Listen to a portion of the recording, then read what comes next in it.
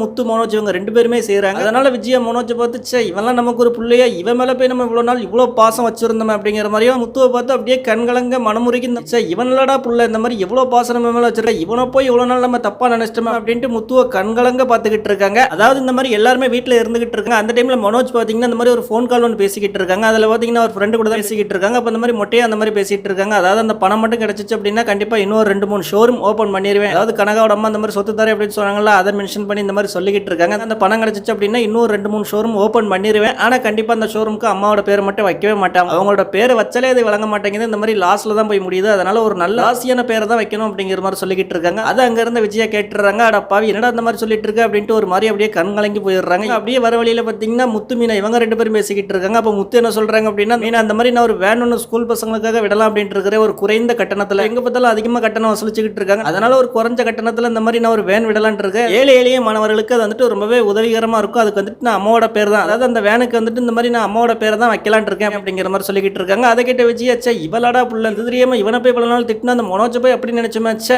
மன்னிச்சிடுறா முத்து அப்படின்ட்டு அப்படியே முத்துவை கண்கலங்க பார்த்துக்கிட்டு இருக்காங்க.